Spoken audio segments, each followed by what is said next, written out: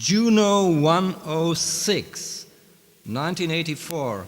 That was 2 years behind the invention of MIDI in '82. That was Dave Smith and Roland. Roland made this Juno-106 and we used it that days. And it's quite a nice little machine. And my goal today is, can we take it in 2017 as a keyboard, maybe play it in a band? Is it necessary or does it make sense to use something like this?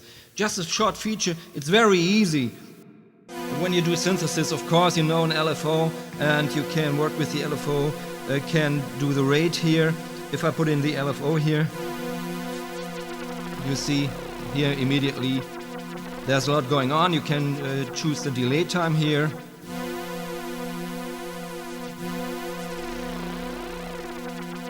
After that, you can do the range.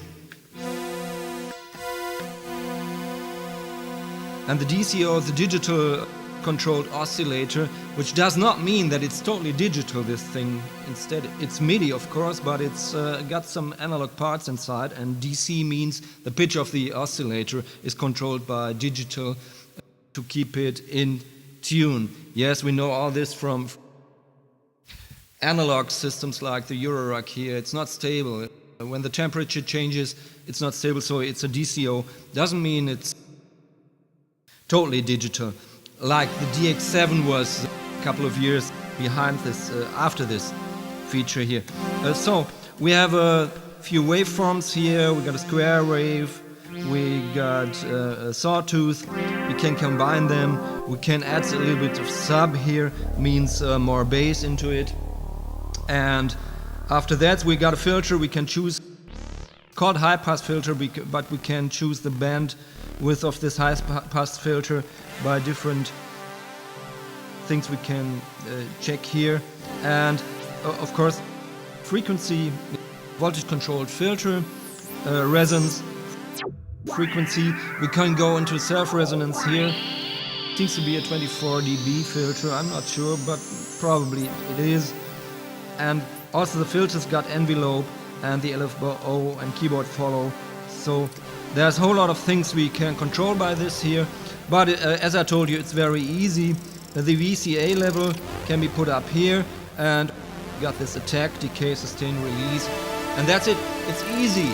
It's easy. It's a possibility to store the sounds you just made within different banks, and you can choose from 8 banks, and each bank has patch number from 1 to 8, so many different sounds you can choose from them, and gives you a small impression of what this thing is capable to do. The question is, can I use it today? And I think of course I can, and that's why I made a little feature here, a reminiscence to the 80s, where we went to bands like Saga or even Toto at the end of the 70s. I think that was their first album. That was when synthesis went out of this Tangerine Dream thing, and art rock or glam rock bands were using synths on stage.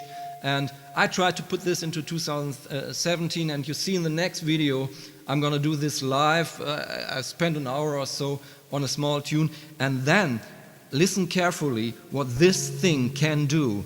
It looks very nice here, nice styling, but most of us might think, well, it's not done for 2017, I buy something else. Like the Behringer DM, Dark Matter, it's just out now.